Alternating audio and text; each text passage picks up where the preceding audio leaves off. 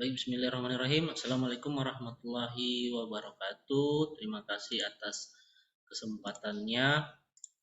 Kali ini saya akan coba membahas atau mempresentasikan tugas review jurnal saya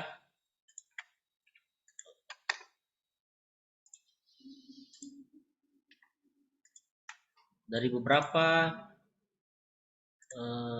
jurnal terkait kegagalan konstruksi akibat korosi material.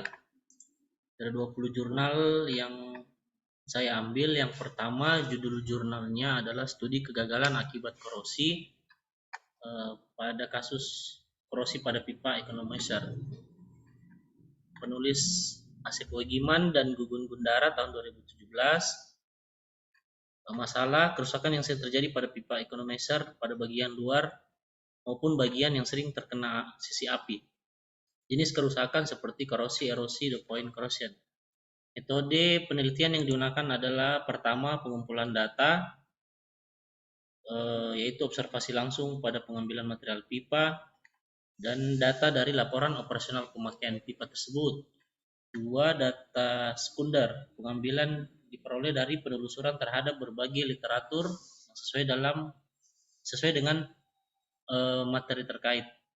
Hasil dari pemeriksaan dapat disimpulkan: yang pertama, penyebab kerusakan pipa economizer pada bagian luar sisi api yang diakibatkan oleh jenis korosi tergolong sangat parah karena ketebalan optimum pipa posisi 1,37 dan 2,15, sedangkan batas ketebalan minimum 2,54 mm. Pada bagian yang kedua, pada bagian sisi api pipa economizer terbentuk tuberkelas besi oksida Fe2O3 dan adanya sedikit korosi sumuran yang merupakan ciri khas dari kegagalan akibat oksigen corrosion.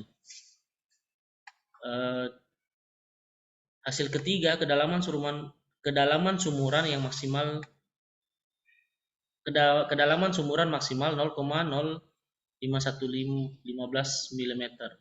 Kerusakannya akibat korosi yang terjadi pada economizer tersebut disebabkan dari hasil analisa kimia diperoleh bahwa material pipa economizer tersebut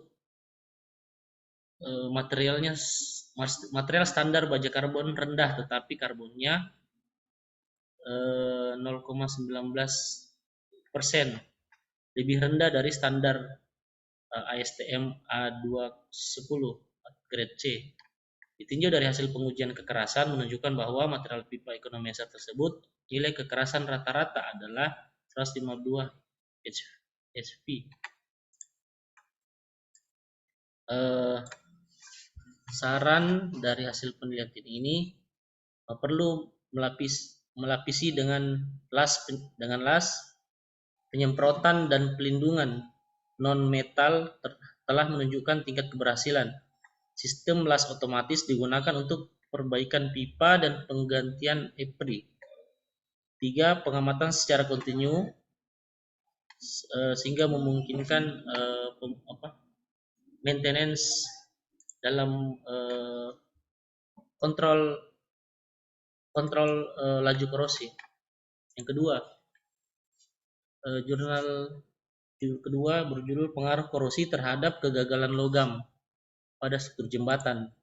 Penulis Anita Putri Kurnia dan Yasmin Amalia tahun 2022. Masalah kerusakan struktur jembatan disebabkan korosi dari ion klorida pada air laut lebih tinggi dibanding dengan korosi pada lingkungan sungai dan cairan limbah. Metode penelitiannya dalam penulisan review paper ini, jenis penelitian digunakan adalah literatur review. Hasil yang diperoleh, kerusakan struktur jembatan yang disebabkan korosi dari ion klorida pada air laut lebih tinggi dibanding dengan korosi pada lingkungan sungai dan cairan limbah pabrik atau kereta api. Selain itu, pada lingkungan laut laju korosi terjadi lebih cepat karena ion klorida. Pada lingkungan laut lebih tinggi dibandingkan lingkungan sungai. Hal yang berbeda di mana kadar ion klorida laut lebih tinggi daripada kadar ion klorida pada sungai. Saran untuk penanganannya dapat dilakukan pelapisan sisi logam dengan pengecetan atau penggantian rangka baja yang baru.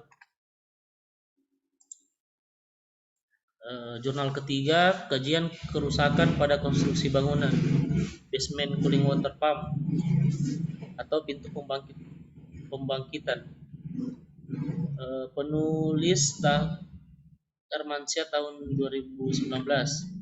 Masalah bangunan PLTU yang fungsinya sebagai cooling water pump mengalami kerusakan yang diakibatkan oleh faktor air laut dan kelembaban udara di mana strukturnya mengalami korosi.